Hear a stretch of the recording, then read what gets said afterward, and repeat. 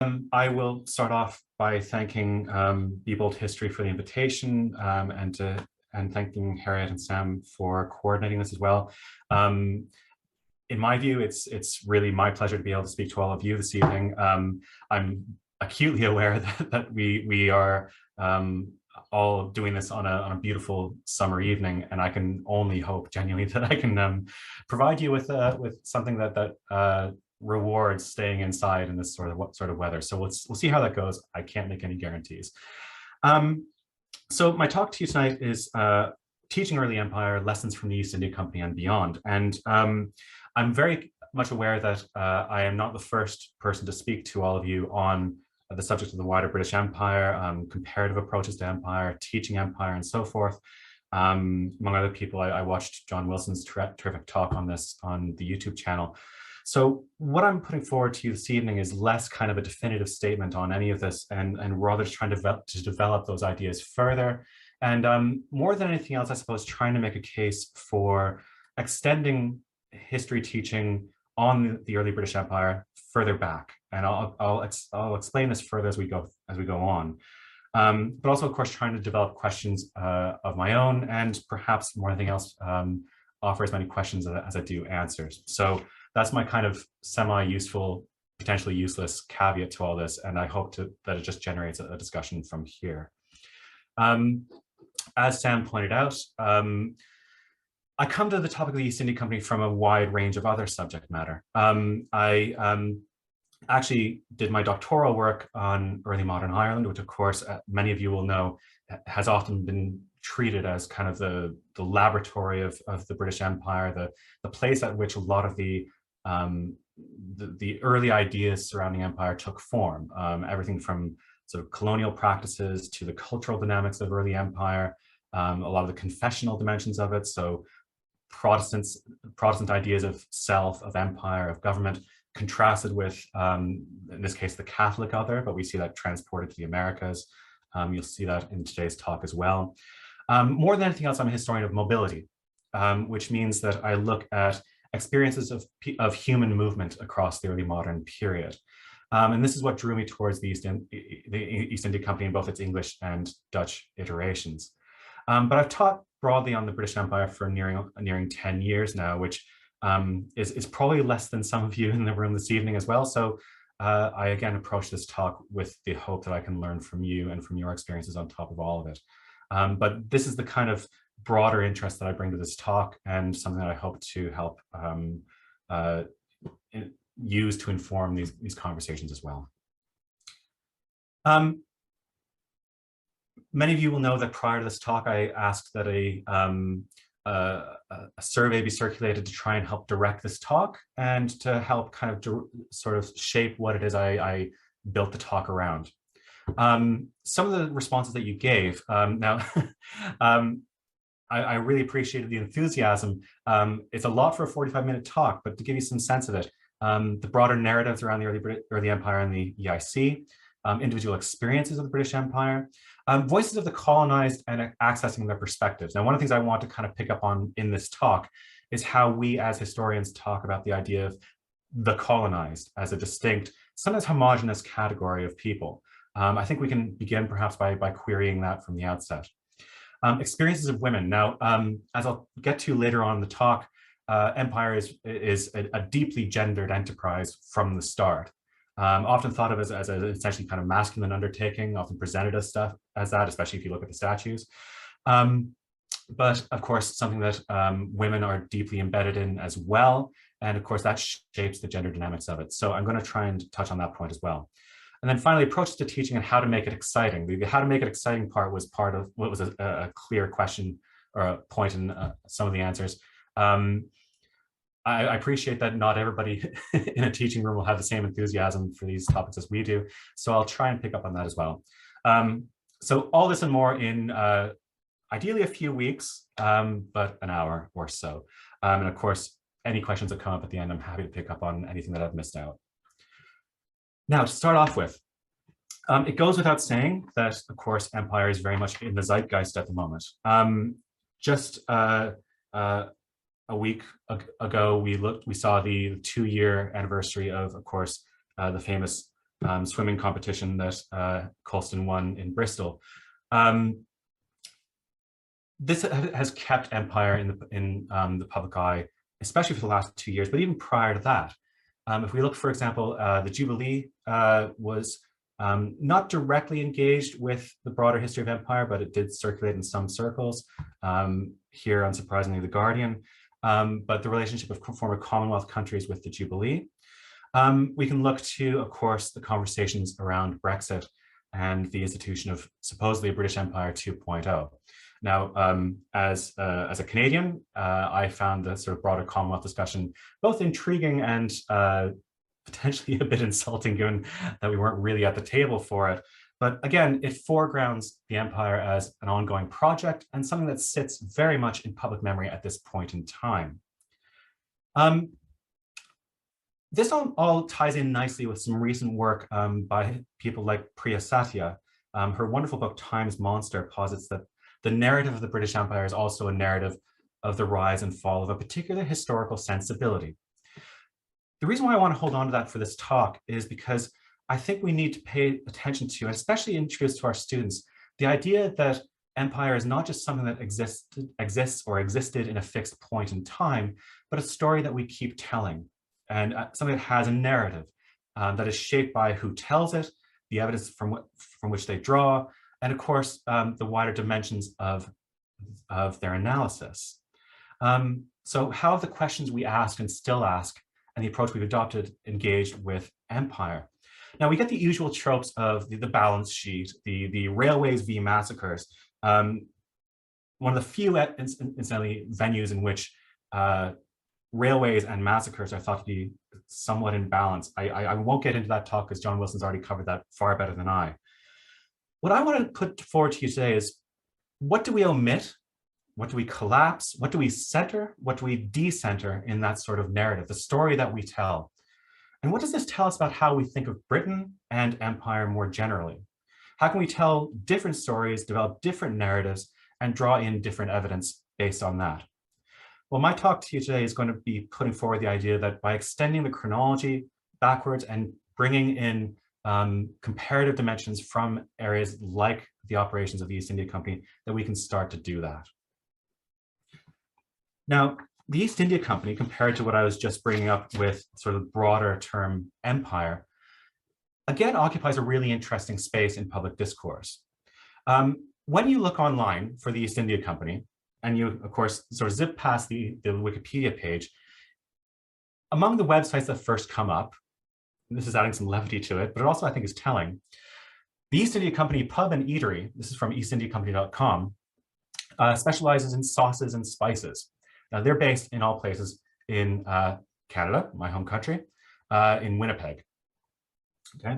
In the UK, we have the East India Company London. Now, this is eastindiacompany.co.uk or something to that effect. Here's their webpage marking the Jubilee, which, you know, undisputably the East India Company would have done, but offering, among other things, memorabilia for the Jubilee, bullion, gold bullion, gin, books, and so forth. The story that they tell on their website is the East India Company was founded to explore the mysteries of the East. It mapped trade routes through uncharted territory and changed social customs, tastes, and ways of thought to influence the very fabric of our lives today.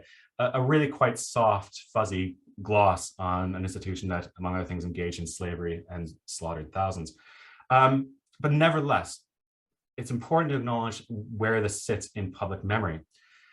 The other thing worth thinking about here, and I was surprised to find this myself, the two families that own these iterations of the East India Company are themselves part of the South Asian diaspora. The Mehra family in Canada founded the East India Company restaurants. And here we have a reference in the newspaper to Sanjeev Mehta, who founded the current London-based iteration of the East India Company, with the title "The Jewel in the Crown of British Trade is being polished for a new generation." All this means that, of course, older narratives, like for instance here, William Dalrymple, his idea of the East India Company as the original corporate traders. Many of you highlighted that you've read his book, The Anarchy, which I have a great deal of respect for, though the entire period that I'm dealing with is collapsed in basically the first sort of 40 pages. comparing that with, for instance, this is from the esteemed pages of History Reclaimed, citing that the British East India Company and people like Warren Hastings laid the foundations of modern India. Here's Amartya Sen, again, engaging in that time-honored practice of shattering the railways versus massacres dynamic.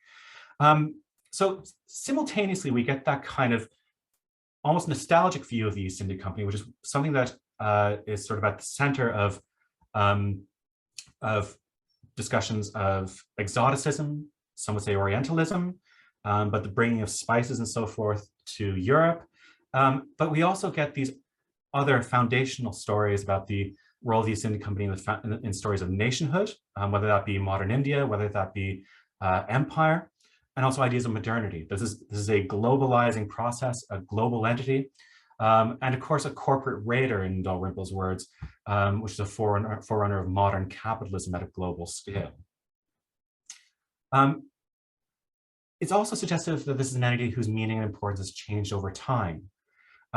We see, for instance, in Dalrymple's case, that by the mid-18th century, we see an East India Company extending across the entirety of South Asia, gaining more and more power, shifting towards the Raj in the 19th century. But also, of course, something that expands from a small set of trading entrepôts to something that controls all of trade around the Indian Ocean. What do we do with all of this? This is a grand narrative. This is something that's fed into what one could almost call a foundational mythology. Well, the questions that I want to bring to you today are these.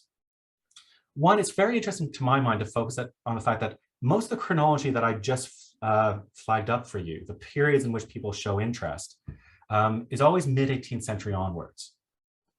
Only Colston, from the images that I just showed you, is of the 17th and early 18th century. Why is that? The geography of the East India Company that we deal with, and I'd say empire in Asia more generally, tends to almost exclusively deal with present-day India, Pakistan, Afghanistan, and Bangladesh. And we don't see, as we'll see, as I'll emphasize in a moment, the wider geography of the East India Company. Why? And finally, empire itself is rarely queried as a term. Is this the same empire as what we can study in America, what we see arise in Africa, what we see in the Caribbean? What can we do by interrogating what this looks like in different places, and what does that teach us? And more importantly, what can we have that teach our students? So for the rest of this talk, I want to divide our attentions between two different sections. To start off with, I'm not going to give you a sort of potted history of the entirety of the East India Company, because for one thing, 45 minutes cannot do that justice. 45 years, maybe. But I want to emphasize a few key themes that one can bring forward to try and, I suppose, disrupt these very familiar narratives of an inevitable rise to empire and a sort of unremitting success and domination. I'm going to pick on three of these and run through them roughly chronologically. I then want to finish the talk on researching and teaching the East India Company, because I think it's important to emphasize what's available to us as historians, the sources that we can use, but also, of course, the challenges that this brings to the process of teaching. So to start off with, I'm going to begin with the question of disorientations. Now, I call it that because I think what this does is challenge us to say, well, what do we do when we uncouple this idea of the East India Company always knowing what it's doing and marching towards domination in South Asia? And what does that tell us about the world in which it actually operated? How can we get that sort of multi-perspectival approach to it? Well, the one thing that almost everybody knows about the East India Company is that it's founded on New Year's Eve in 1600 by a royal charter. This is under Elizabeth I. At this point, Elizabeth I doesn't have very many years left, but she is doing this at the tail end of a period of time where England and what becomes Britain in a few years after this is deeply interested in establishing trade with both the Middle East and Asia generally. And the East India Company is a way of trying to circumvent Ottoman domination of trade across what's called the Levant at that point, especially around Turkey, and do that by traveling around the Cape of Good Hope and establishing direct trade routes by sea. So to trade into the East Indies. This is primarily to compete with other European states and to achieve a monopoly over exotic goods, especially nutmeg, cinnamon, pepper. These are worth, in present day terms, millions of pounds. You can see here there's a painting this is from the Rijksmuseum. Incidentally, if anybody wants any references to any of the images that I use here, please do contact me. I'm happy to provide. But this is of a Dutch image of an East Asian spice market or fruit market. So you can get that kind of sense of the exoticism that's attached to it. It's founded as a joint stock company. Now, what that means is it reduces risk. The cost of each venture is shared by a group of investors, so to disperse the cost should it fail. The risk of it failing is quite high. The first fleet that departs in 1601, returns in 1603, suffers a 60% mortality rate. This gives you a sense of exactly how dangerous this was. So the joint stock element is meant to help ensure that this is successful and that profits and failures are shared equally. The Dutch follow on with this in 1602 with the foundation of the Dutch East India Company, the Verenigde Oost-Indisch Compagnie. By the 1630s, profits of these voyages reaches roughly 90%. It is hugely profitable, though it's interesting to note that this is not actually where profits are most immediately focused in the emergent British Empire. It's not until the end of the 17th and early 18th century that actually the East Indies become more profitable than what we would know as the West Indies, especially the sugar trade, which of course is directly connected to the Atlantic slave trade. What I want to emphasize, though, is that this does not mean it was always straightforward. This is not a straight-on march to profit and victory in those initial decades.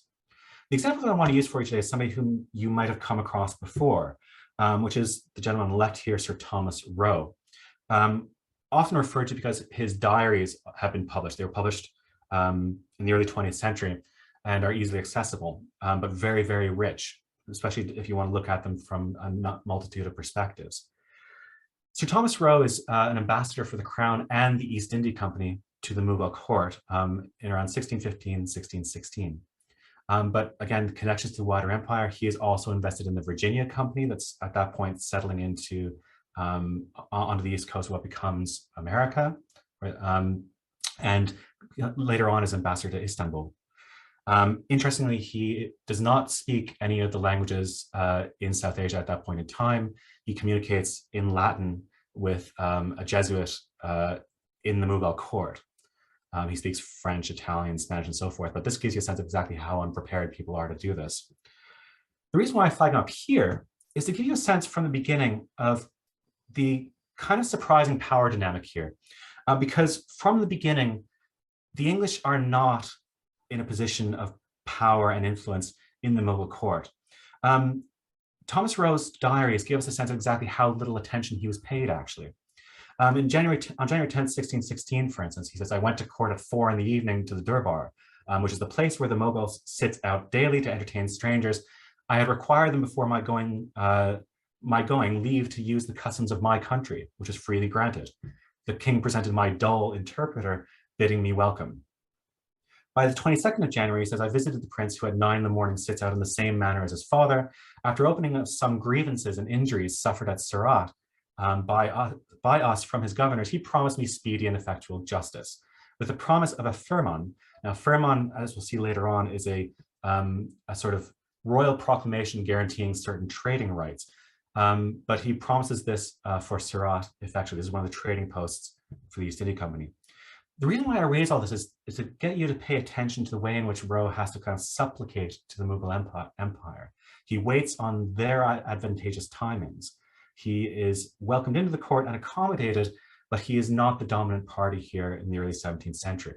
This is not the overwhelming power of the British Empire that we see in later periods.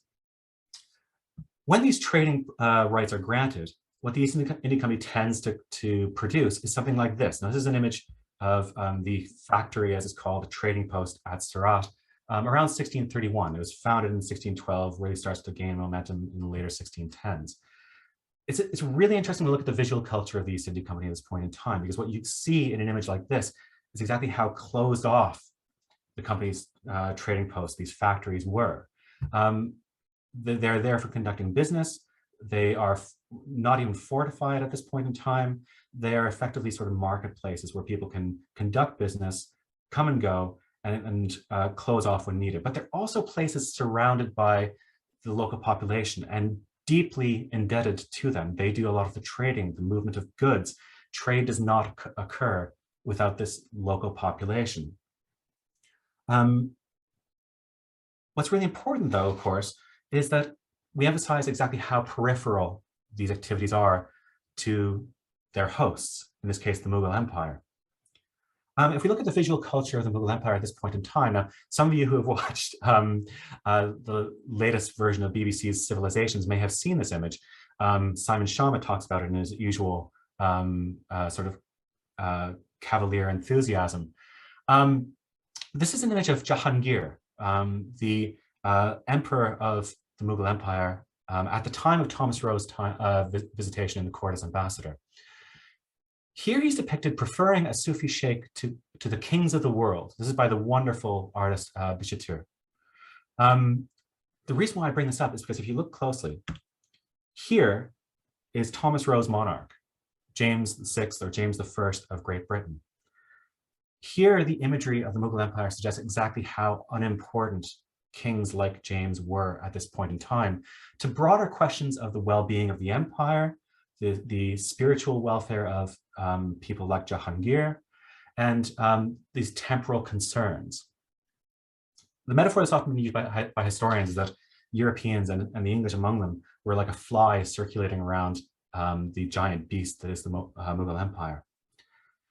It's not hard to understand why the Mughal Empire is more interested in other things at this point in time. This is what the Mughal Empire is doing as initial contact is made with the English and the East India Company starts to develop a foundation. So if you look at the map here, you can see the extent of the empire in 1530. By the time we're dealing with it down here, expansion of the Mughal Empire to 1605, the empire controls the top half really of the present day country of India, as well as parts of Afghanistan, Bangladesh, and so forth. During the time that we are dealing with today, it is in the process of continuing expansion south into the subcontinent. By 1707, with the death of the Emperor Aurangzeb, it has conquered most of the south of present-day India. This gives you a sense of how wealthy, how powerful, how expansive the Mughal Empire is at this point in time. The East India Company has to operate within those boundaries.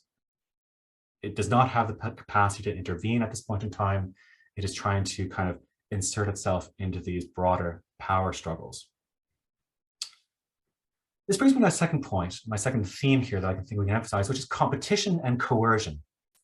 As is hopefully evident with the example of people like Thomas Roe, the company's rise is by no means inevitable, and we need to teach it as such.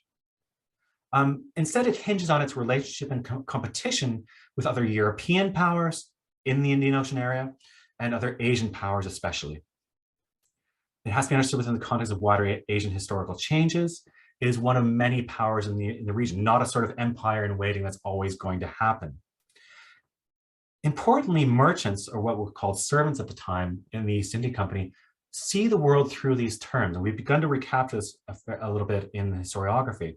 They see it through a lens of anxiety, of dependency, potential weakness, and kind of a teetering on the brink of collapse through most of this century and a half. And it's this that I think more than anything else leads to initial outbreaks of violence and coercion from the earliest stages of company operation. There's, again, a very old narrative of the East India Company that they turn from being peaceful, trading inclined merchants towards a very violent, domineering power. In fact, the more we look at it, the more we can see those sort of seeds of violence in early stages. What we can actually do with this is try to decenter the Indian dimension of the East India Company, which seems counterintuitive, but remember, of course, it's called the East Indian Company because the East Indies is a much more all-encompassing term at that point in time than just what we see as present-day India. It incorporates especially present-day Indonesia, Malaysia, but also in broader conceptions, Southeast Asia, East Asia, and so forth. In the time that we're looking at in this talk, you can see the European competition really starting to take form. Along the west coast, we can see areas like Surat, as I mentioned earlier, found in 1612. From an English or later British perspective, you can see factories founded in places like Hooghly up the Ganges River. In the southeast, especially around here, you can see places like Madras, present-day Chennai, later on Bombay, present-day Mumbai. But look at all the other flags on the map. All these other powers are vying for dominance, for this trade within the Mughal Empire, and in the south, through all this time, the Marathas Confederacy. They are trying to leverage any power that they can from a court that doesn't really often pay them much attention. But if we look further afield, look beyond India, the story changes, the narrative changes. And suddenly this rise of British Empire in South Asia looks quite a bit more sort of stuttering, partial, and not always quite what we had thought it would be. I want to point to two particular regions in this section. Persia, present-day Iran, and in the southeast here, we're broadly termed the East Indies, present-day Indonesia, Malaysia, and work out from there. In Persia, or in Indonesia, the East India Company noticeably fails on numerous occasions throughout this period to win out that competition, not just with other European powers, but with the Asian powers they try to impress. From 1609 to 1621, the English East India Company is actually in a state of truce with the Dutch East India Company, the VOC, who I mentioned earlier, trying to align themselves against the Catholic Spanish. Remember, this always has to be read through a confessional lens. Protestants trying to align themselves against the much more evil Catholics as they saw it. And very often the political dynamics of this period see it that better to align oneself with, say, a Muslim power like the Mughals than to align oneself with a Catholic power. You just have to get used to the early modern dynamics here. Through this truce, they start to orchestrate control over, especially nutmeg, in areas like the Banda Islands, the only islands in this period where nutmeg is actually grown, as well as cloves. This is all done through strategic alliances with Indonesian power holders, what are called the Orang Kaya, the rich men, and Chinese merchants in the Indonesian archipelago. The VOC is particularly vicious with this. In Banda, for instance, in 1621, with some help from the English East India Company, the VOC kills 15,000 people for the sake of controlling nutmeg. Okay, so again, that myth that the EIC wasn't violent in the early stages, completely false if you look at the wider geography. Now, interestingly, clashes started becoming ubiquitous between the VOC and the EIC, famously after the 1623 Amboina massacre, which was triggered by a Japanese soldier in the service of the East India Company, the VOC, asking too many questions about the fortifications at the Dutch East India Company fortification in Amboina. This starts to spark rumors that an Anglo-Japanese Indonesian conspiracy is afoot to oust the VOC. And in the process, there occurs basically a slaughter of English merchants in that area, as well as, of course, Japanese and Indonesian traders and soldiers. This reaches the news back in England as a sort of never trust the Dutch kind of perspective that repeats throughout the 17th century, especially during the Anglo-Dutch Wars. But the upshot of this is that the English are ousted from that part of present-day Indonesia by the VOC, and because of these wider trading dynamics. Now, if we look to that other region I mentioned, present-day Iran, at that point the Persian Empire under the Safavids, we see again an interesting dynamic unfold here, one that again runs kind of contrary to what we see in the Indian subcontinent. From the early stages of the 17th century, the East India Company aligns itself with the Safavid Empire as a sort of a joint military operation, especially to oust the Portuguese, who have been in that area since the middle of the 16th century. The idea there is to align with them to move Portuguese out of strategic places like the fortification at Hormuz. And in exchange, the Persian Empire grants the English trading rights under certain terms. Especially important among these was the role of the East India Company's ships and developing navy to fend off piracy in the Indian Ocean, to ensure that Persian trade continues and that their traveling subjects are safe. In exchange for all of this, the Safavids, in this case, by 1697, give me a second. Shah Sultan Hussein issues what's called, again, a firman, in this case pertaining to Shiraz, referring to his desire that the English be left in perfect harmony between the King of England and that the English are his guests. He asked that the English be treated with respect all over the dominions, and that no khans or officers presume to use any of the least force nor ask anything from them, that the English are free of customs and all manner of duties whatsoever. This is not something that's being wrested from the Persian Empire through force, but rather something that is negotiated between them in exchange for activities, in exchange for help. There is nothing that the EIC was capable of doing at that point in time that would have destabilized the Persian Empire. Instead, there is a sense here that the English are giving what they can in order to get preferential trading rights. Okay, so again, if we compare this with what I just mentioned with both Indonesia and with the Mughal Empire, we see different forms of EIC activity depending on what geography we take as our focus. It's not a simple dynamic of colonizer and colonized, but rather for these first 150 years, a dynamic of cultural encounter, in some cases the exercise of violence on the part of the EIC, but in some cases collaborative redirection of violence elsewhere, or simply the East India Company being useful to their hosts. Now,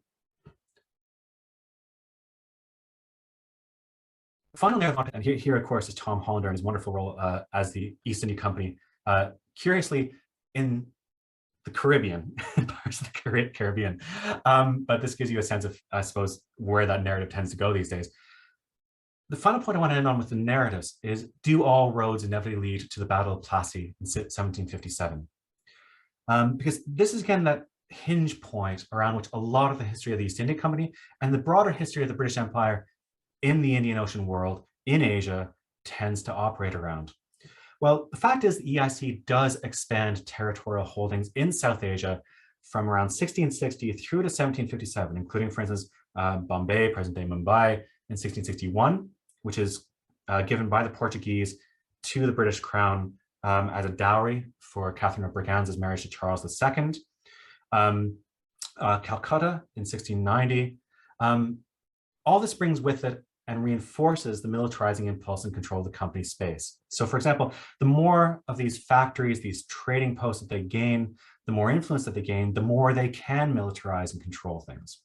The company becomes more and more interested in controlling what they call interlopers, people, especially English people, British people, trading in the Indian Ocean world without the East India Company's license. They try to control that space through violence. They sink ships. Piracy, again, the old enemy of the East India Company. And they hunt pirates on the behalf of these local powers. The East India Company mints its own coins by the end of the 17th century. They achieve what Philip Stern calls at least an aspiration of absolute power, the sort of thing you'd expect an early modern state to exercise around the Cape and across the Indian Ocean. But again, I want to question that this always means success, that there's this incessant march towards power. For example, the East India Company fights a number of disastrous wars in this period. They often don't win. It's not always a tale of the inept Asian powers being overwhelmed by European superiority. In fact, we see quite the opposite. Between 1687 and 1690, the EIC decides that it will engage in a war with the Mughal Empire under Aurangzeb in order to leverage further trading rights and defeat the Dutch. They're crushed and have to engage in a humiliating set of negotiations after the fact. Beyond there, it also undertakes wars in what's then termed Siam, present-day Thailand, to again extort privileges. But this fizzles out. The EIC fleet is burned in Mergui, in present-day Myanmar, Burma. And the Siamese Empire at that point in time withdraws from European trade because they are so disillusioned with what the EIC is doing and its strategies. By the time we get to Plassey, this great turning point in the history of the British Empire, we do see the EIC toppling a major Nawab of the Mughal Empire in Bengal, a man named Siraj ud-Dawla, in order to gain administrative taxation and military control over what becomes Bengal. But it's worth noting there that Asian powers are not removed from this. It is not a simple case of European dominance and the crushing of Asian powers. Robert Clive, whom you see pictured on the left-hand side here, the infamous statue of Pall Mall, was bankrolled by the Jagat Seth family. This is a fact often missed out. It's actually the Medici of India at this point in time, who wanted to oust Siraj ud-Dawla for their own familial advantage. Clive is paid by them. The majority of troops who fight at Plassey are not European, they're Indians. So the point that I want to make here is that not only was aggression not new in the East India Company's activities, it was just more successful at this point, and it had the momentum behind it of powerful Asian supporters to make it happen.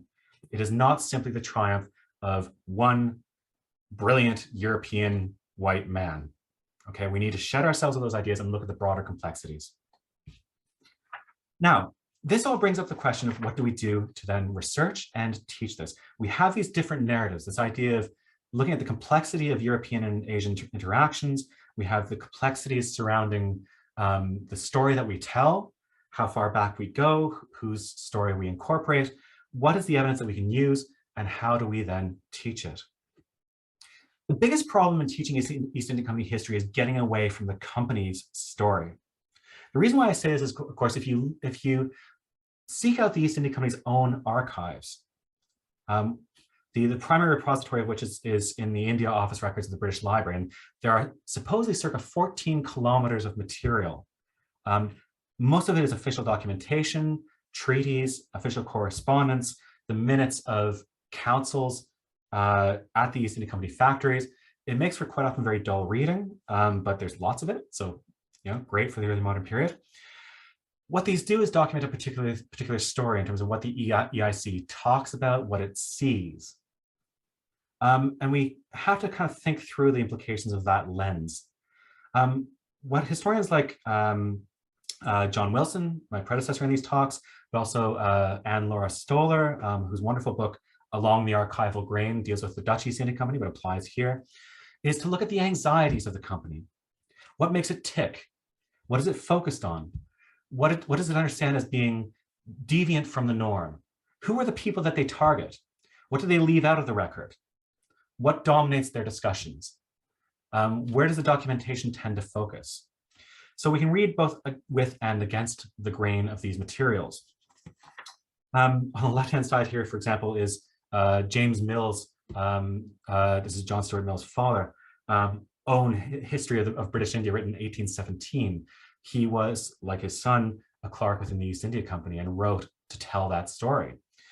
What we see in that record actually is, if we start to read against the grain a little bit here again, is an indication that there are these anxieties embedded in the material.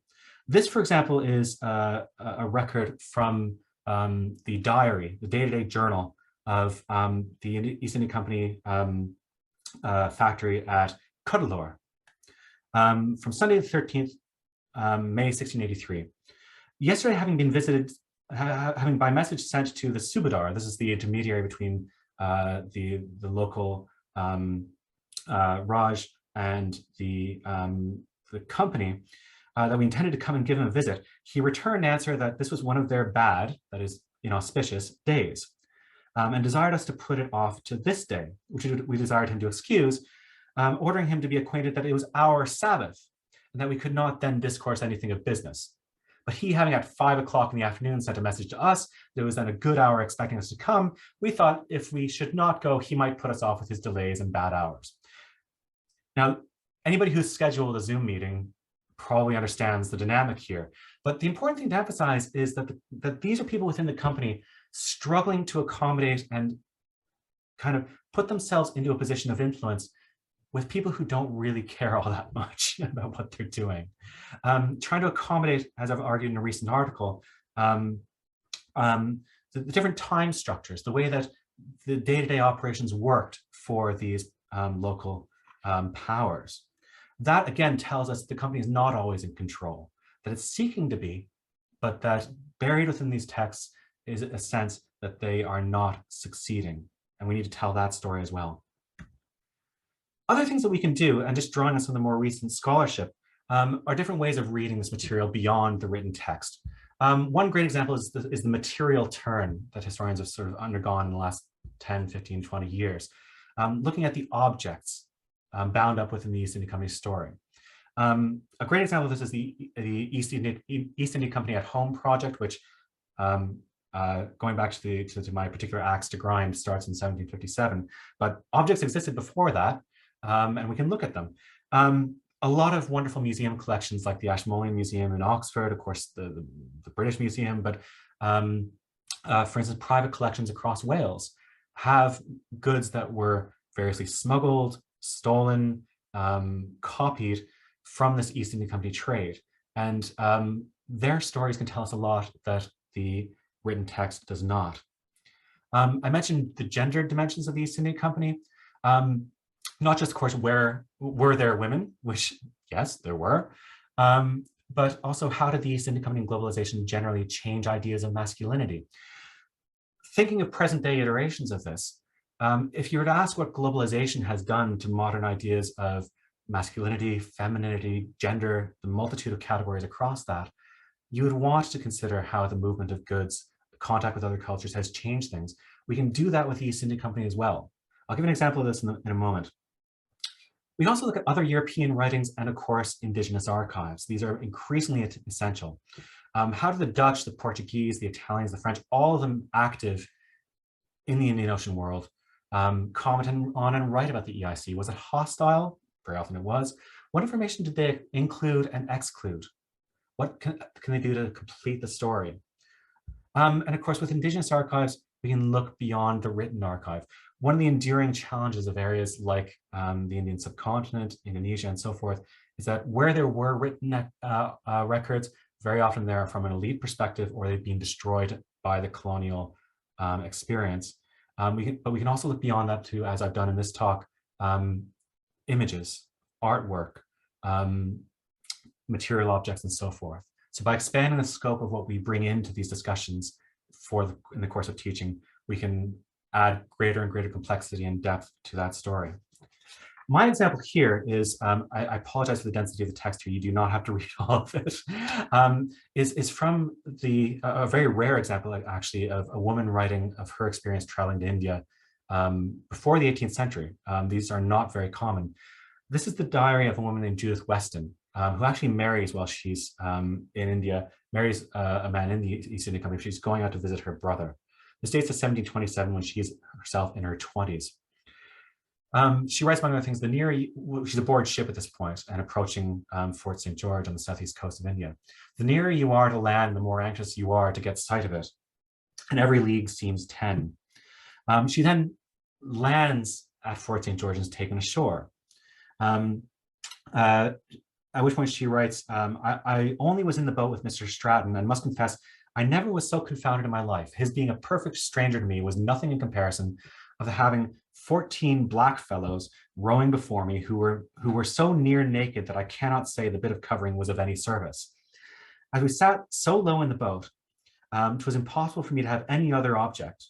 I talked as fast as I could of everything that might, scratched out, not let, divert him from seeing the confusion I was in. We went 2 miles in this manner with the black fellows singing the whole way, and a catamaran on each side, that in case the surf filled our boat, they might seize me and dive with me down to the bottom like an owl on a duck's back. Thank God I escaped their black paws. we see many things here. Of course, the increasingly racialized language of what is becoming the early British imperial presence in India. But what surprises us here as well is, of course, that women are involved with directly engaging with this increasingly racialized language.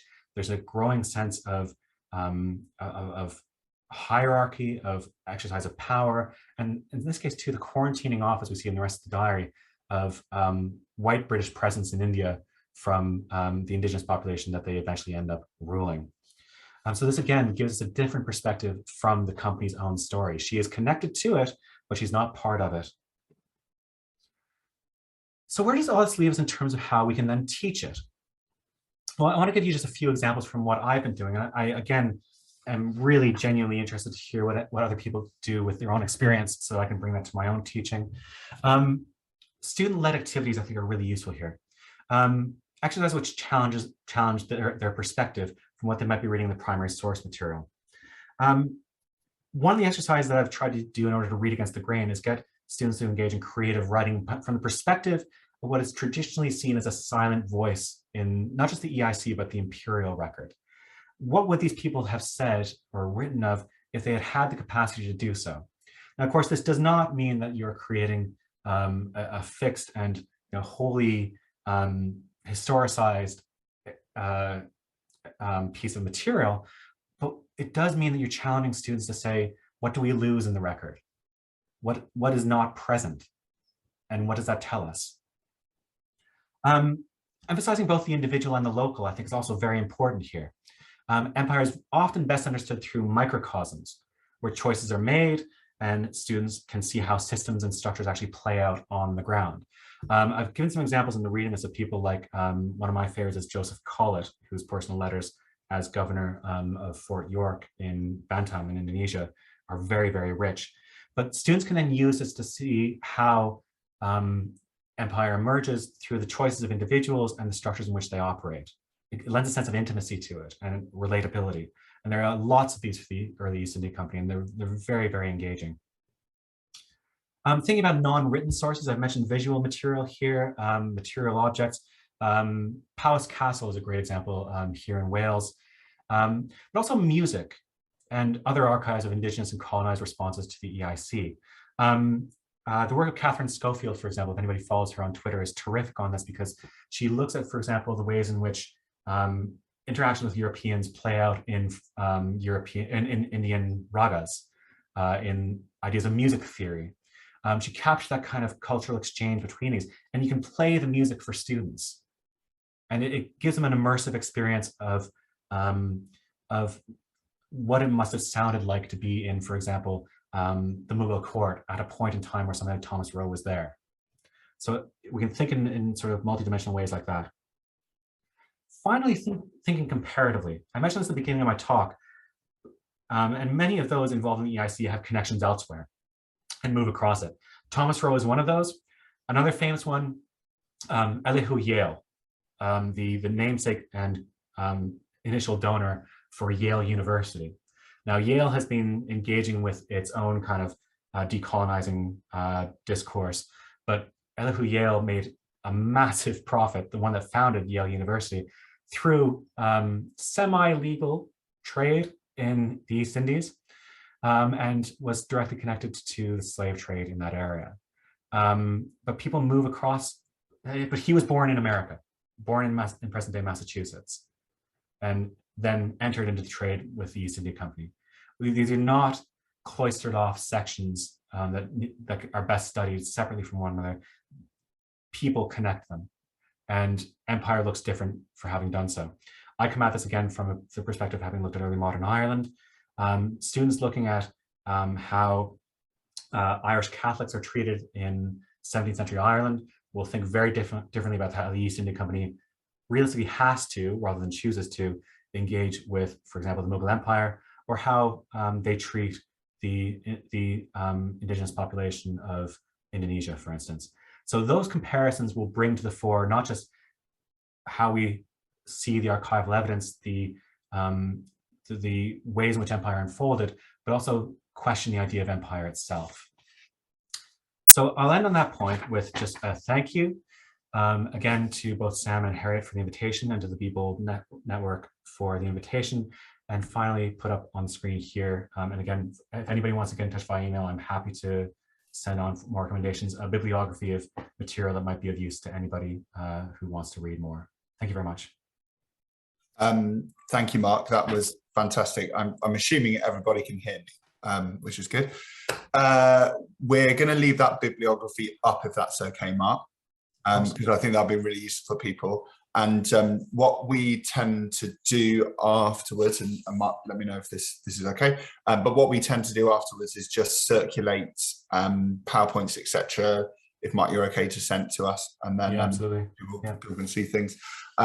So the plan, as I set out at the start, is to do things kind of slightly differently today to normal, because we're not a kind of normal webinar function, so we can have a bit more interactivity, which is nice.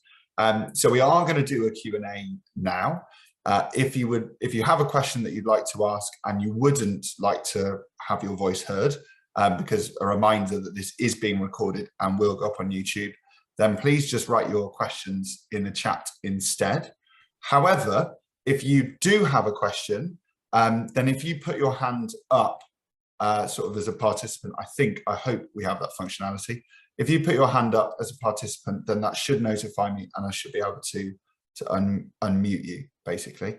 And I think we're okay because you won't go on the video, so don't worry about that being on the recording, etc., because Mark's been spotlighted, so I think we're all right. So if anybody has a question, please put your hand up now.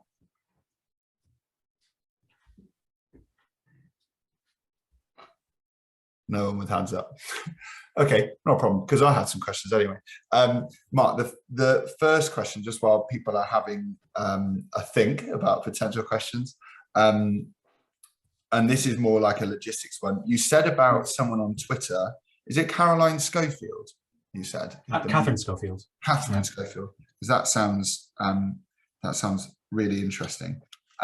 But a couple of kind of proper questions from me. You mentioned lots about material culture and objects, and I 100% agree. I think they're a fantastic way to communicate the past, but also I think particularly pertinent, I think, with Empire, in that there's so much, right? So what can you recommend, any objects basically that you think could be useful for us to use in the classroom? And I realize that's quite a broad question. Well, I mean, the most, I think, commonly referenced example is Powis Castle, because it is a private collection,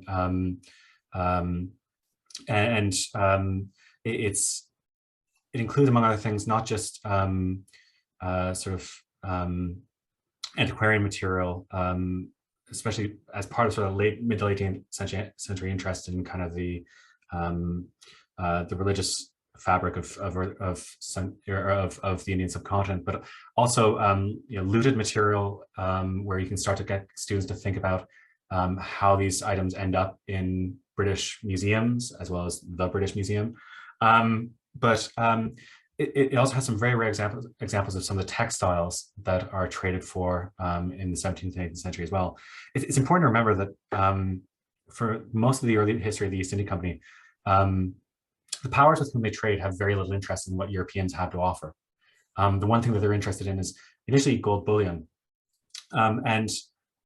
Whereas the Dutch have kind of cornered the spice trade in what we broadly term the East Indies, but especially Indonesia, the English are trading for textiles in South Asia, like chintz, for example. And those have survived in places like Powis Castle, where students can again get a sense of what it is, what was at stake at this point in time. But I think in terms of material culture, it's also interesting to look at some of the surviving Dutch material, where you see, I mean, it's not an easy thing to do, but places like the Rijksmuseum in Amsterdam, the Gemeentemuseum in The Hague, have really good Dutch copies of Chinese, like, Ming vases. And what those show is not just sort of the crudeness of the copying in that case, but it'll give students a sense of what exactly they were trying to emulate and what the fashion was at this point in time. And this is what something that Timothy Brooke deals with, I think, quite well in his book Vermeer's Hat, where he goes through these paintings by Jan Vermeer and says, well, what's the fact that this object in a painting was fashionable at the time tells about the world in which these people operate. And it's really valuable to get across to students that these objects are not neutral things that just sort of appear and have no intrinsic kind of controversy around them, but they're produced in a place. They are the product of labor in those locations. They often have a story with them as far as how they got to Britain or continental Europe, and they can kind of start to unravel those stories through it. But yeah, interestingly, I don't know if you're probably aware of this because they're Canadian as well, but Seixas and Morton, who wrote The Big Six, of course, they obviously have there's a whole section on Vermeer's Hat and in there. So if people haven't read that, you can get it. It's quite expensive, but it's worth the investment because it's shaped so much of my curriculum thinking. Seixas and Morton, The Big Six, is a wonderful book. That's really useful. Thank you so much. And I agree. I think there's so much potential in material culture. In actual fact, so I'm planning at the moment. So I do an exam board called OCRB, where we have a kind of local history study at GCSE. And right now I'm planning a study about Osterley Park, which is just around the corner from us, which is obviously in the home thing. But similarly, they have similar kind of vases, influenced more from what the Dutch were bringing over from China, that then kind of results in things being made specifically for them. Really interesting stuff. But anyway, there's some. Just to follow up on that briefly, there's a fascinating, when the Rijksmuseum in Amsterdam recently, pre-pandemic I should add, put all their Rembrandt collections up for display. One of the things that really caught my interest is that Rembrandt spent a lot of time looking at and then trying to copy and then sort of change a little bit Mughal artwork that he had seen through the Dutch East India Company. And I think these are probably available online. I'm not sure what the exact search would have to be, but just sort of Rembrandt's Mughal art. And there again, it's just a really fascinating insight into the curiosity that a lot of these objects brought with them back to somewhere like Amsterdam. I mean, Rembrandt never left the Netherlands.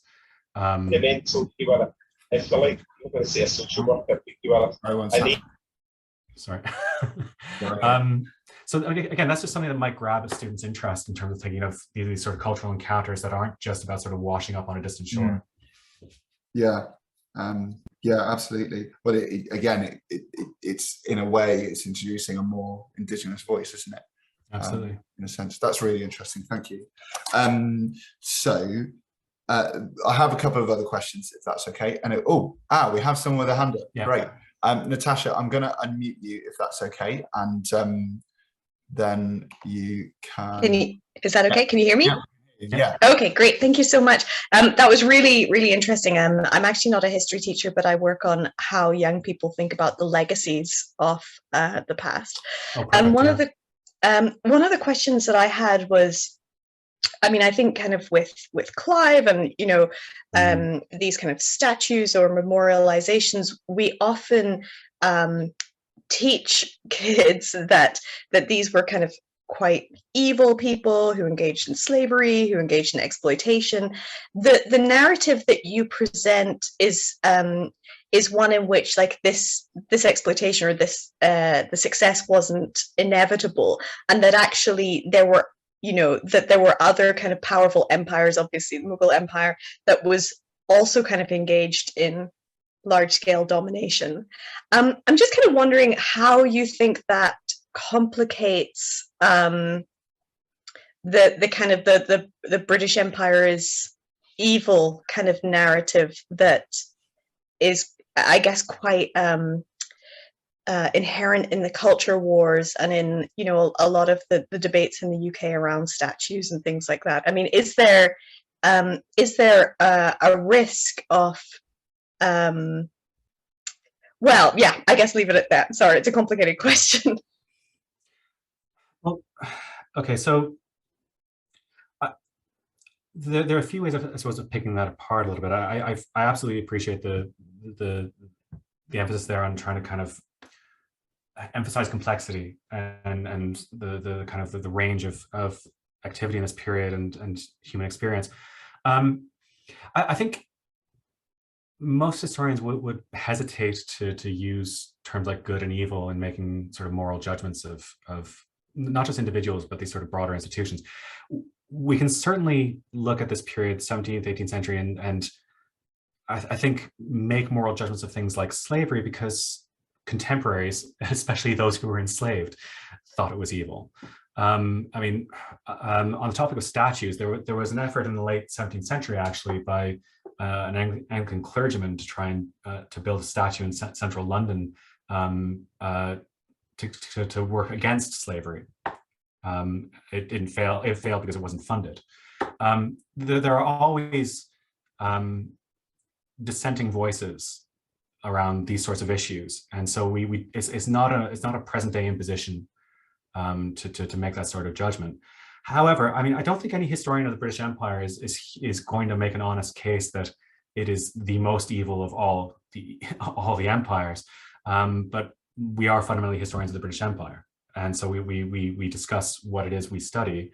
And I mean, there's a whole field of scholarship devoted to comparative study of these empires, and one can look at. Reading just this afternoon, a historian of the Portuguese in South Asia, Jorge Flores. Again, there are different dynamics in operation there, but he's not in the kind of in the business of saying which of these two is most evil. So if you read, for example, recent works on the Mughal Empire, there are always accounts of horrendous violence enacted by the Mughals against their enemies, horrendous violence, of course, slavery, but pointing out in one instance and questioning whether we should perhaps literally elevate individuals to positions of apparent sort of moral value, putting them on a pedestal in literal terms, is a different act than perhaps flagging the complexities and often the kind of nostalgia that's attached to empire. But nobody looking, for example, at what the BJP is doing in India, their attitudes towards overt hostility towards the Mughal Empire as well, and its historical legacy. These are similar debates to what's going on here. The Dutch are having their own conversations about what the VOC did. There have been statues taken down in the Netherlands in a similar spirit. So they can be contained, but also kind of mutually informative conversations. Yeah, it's interesting. I think thank you, Natalie. I thought that was a really good question. Yeah, absolutely. I think there's a lot of thinking happening in history teaching, and actually at the HA conference earlier this month, Tom Allen, who I think is on this call actually, and Rich Kennett and Ed Durbin and everyone who's involved in that great kind of body of work that's happening in Bristol that I know that lots of people are aware of. We're talking about just what you were saying, really, Mark, that actually it's about showing the more complexity, the better, and the more nuance, the better, because actually it is incredibly nuanced. And actually the kind of the good history doesn't come from good and bad. The good history comes from showing everything in all of its complexity and kind of trying to avoid making moral judgments as much as possible. Yeah, no, that's really interesting. Thank you. Unless there's any other questions. One question, sorry. I'm thinking about doing some work on curriculum with just over the summer and a bit of game time I've got. I really was looking to do something. I haven't quite thought it out, so it's just an idea. So Paris Castle has got some memories for me from childhood, and I am very familiar with the objects which are actually in Paris. So I was wanting to maybe do something along the lines of like hidden histories of houses, and then looking at how the objects got there, and then sort of pulling in different perspectives. Before I get heavily involved in that, do you think in that very vague idea of the description of what I want to do you think there is some legwork in that working in the classroom? Absolutely. I went to, everything is now kind of prefaced with like pre-pandemic, I did these things. But both the National Trust and CADU here in Wales, English Heritage, I attended a meeting in Bristol in the sort of immediate period around the Colston statue, led by representatives from these various heritage groups, and they are deeply interested in trying to do more to engage with the sort of decolonizing discourse and use that to enrich what they can teach on those sites. So certainly there is momentum from their side of things. Do you know Corinne Fowler on? Yes. She's doing wonderful work as well to lead that discussion, and places like Palace Castle are at the center of that discussion as well. I think I know she does a lot of work with students, and I can only imagine that would be encouraged further if you were to do that. But I think there's especially the capacity for students to kind of engage with an object that really grabs them in the first instance and use that as a prompt to tell a deeper story. I think there's a lot to be done there. Absolutely. Fantastic, thank you. So I'll definitely get involved in that in a couple of weeks' time. Thank you. Yeah, you. it's definitely worthwhile. Okay, yeah. I might be emailing you again in the future. Please do, yeah. That'd be great. Thank and you. Actually, on that, Harriet, maybe it's something we work together on, because I'm doing similar thing with our Osterley stuff, or planning on doing this. Had this, we both separately had the same idea, which often happens between us. So yeah, maybe let's work on it together. Unless there's any other questions, a couple of quick questions, and these are kind of useful ones for me for my own teaching. I teach migration through time, or rather the OCRB, which is migrants to Britain, as our thematic topic at GCSE. So it goes from sort of medieval England up to the present day, talking about interactions between migrants to Britain. And one of the groups which come up kind of later on, usually they come up in what we term our industrial period, so 1750 to 1900, although of course that's a bit clumsy, is Lascar sailors. I'm just wondering if if we know much about kind of, maybe they weren't termed as Lascars as yet, but if we know much about kind of people working for the early East India Company, as in indigenous people from India or Indonesia or elsewhere. Are they working for the East India Company? Yeah, do we know anything about that? Yeah, I mean, I can give you some references if you like. As far That'd be great. I'm not sure whether you saw this on my screen just now. I was checking your reference, but the book that I would recommend there is a bit of an old one, back to the 1930s, is Rosina Visram's Ayahs, Lascars and Princes, Indians in Britain. But there's more recent stuff by Imtiaz Habib, who died a few years ago, actually, which is Black Lives in English Archives. And the reason why it's perhaps not intuitive to look to a book titled as such for looking at Lascars, but terminologically, as you saw with the example from Judith Fullerton, Black is a catch-all pejorative term in most cases for all sorts of people that end up in cities like London. And what Habib's work does, among other things, is look through registers and so forth of church records and so on of people in London at that point in time. More recently, again, sort of collapsing the category a little bit of Black as a general term, you could look to, I've not read her book yet, but Olivetta Taylor's work deals with similar topics. But I think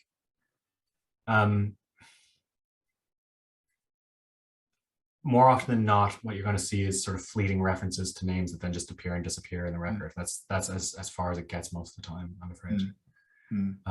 So yeah, it's always a tricky thing, isn't it? I mean, even that though, that, you know, that's still useful for us to know. It's still useful, very useful for us. Yeah, and I think it's also one of the things that I would love to see more students, I suppose, thinking of is how, as historians, they can kind of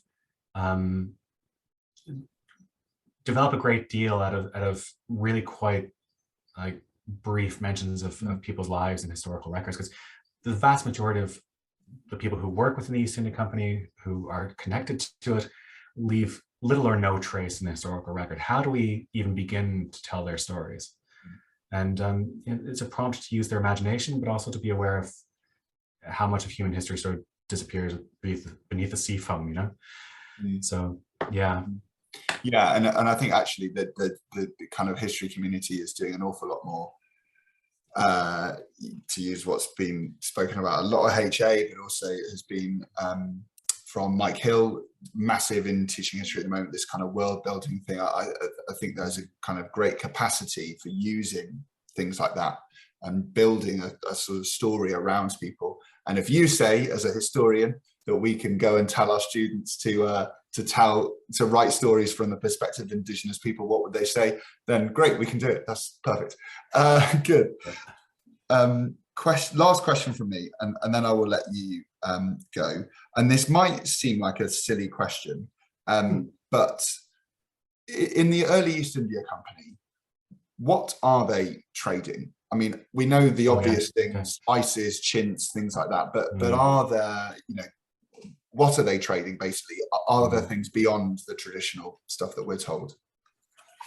So I feel I've kind of missed the target here by not doing this further up in the presentation, but this is where again a regional perspective is really interesting, because it changes depending on where they are and what's most lucrative there. If you look, for example, to areas around the present-day Persian Gulf, that's where you start to see, for instance, coffee being actively traded. That starts to really gain momentum, gain vogue in London and Oxford in the first instance, or in the 1650s. But that comes from trading in what's now Oman and Yemen.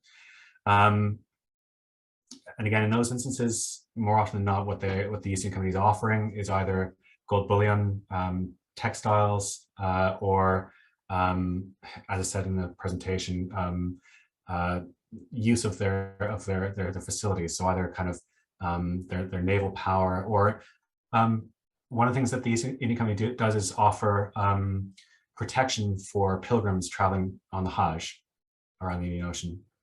And we know this because a number of pirates in the late 17th and early 18th century actually attacked these convoys. But if you look beyond that, I mentioned with the Mughals that there was gold bullion in the first instance. But what also happens is that what they call country trade goes on these East India Company ships. So the company will shift goods from one location where they're operating to another where they're operating, and be sort of like the middleman in the broader Indian Ocean world. I mean, I really can't emphasize enough how little the materials on offer from Europe appealed to most of these societies around the Indian Ocean. In the period where, of course, the British began trading with China, gold is mostly what's offered until they start trading in opium, which of course they manufacture in India. So the exotic goods come back. You get some more mundane things like saltpeter, for instance, which is of course central to the military complex in Europe, often comes out of South Asia. Lapis lazuli, which is that wonderful blue color that comes out of the mountains of Afghanistan. That sometimes is traded on East India Company ships and appears in the artwork of the period. But an interesting thing to look at, perhaps, as from a teaching perspective, is that some East India Company servants, like some of the many who die out there, leave wills. And what they do is itemize all the things that they had in their possession that they had acquired in their own sort of purchasing and trading of goods. I have a few of these, well, quite a few of these from my own research, and it's amazing what some of these people acquire, like ivory combs or jewelry boxes or exotic ribbon, for instance. Things like what they call a hubble bubble, which is a shisha pipe or hookah, or Japanese or Chinese screens, which they will then send back to family back at home as sort of an indication of the sort of things that they're seeing while they're out there. So there again, it's really useful to look at the kind of the company's own record and their inventories of what they trade, but also see what individuals are acquiring and passing on as part of that broader experience. Thank you. That was incredibly useful. I don't know if people are aware as well, people who are still on the call, but go and look at the East India Company at Home site, because it's amazing. I went and looked at the Osley stuff, and the same sort of things as what you're saying, Mark, where they're talking about the things that the child's family who own Osley are ordering from India and putting onto their ships to bring back as their personal items or personal trade, not just for themselves, but for people in their family or for business contacts, etc. It's yeah, the East India Company at Home stuff is fantastic. So everybody go on and have a look if you're interested. I don't think we have got, I'm just double checking. Yeah, I don't think we've got any other questions, and you'll be pleased to know, I'm sure, Mark, that that's all of my questions. But can I just say, terrific questions, thank you. Can I just say a huge thank you to Mark. I'm sure I speak for everybody when I say this has been incredibly useful and incredibly needed for the history community, as we all continue to work on improving our teaching of empire. As I said at the start, I don't think we can have enough of this kind of input. So Mark, thank you so much. It's been a pleasure. Thank you very much. Sorry, we will share with everybody afterwards Mark's PowerPoint and things, and like Mike said, if you want to get in touch, all of Mark's details are online. Just go to Cardiff University website and you'll find it there. But yeah, one last massive thank you, Mark, because that was an absolute tour de force. So thank you very much. And as you say, if anybody wants to continue the conversation over email, I'm always happy to do so.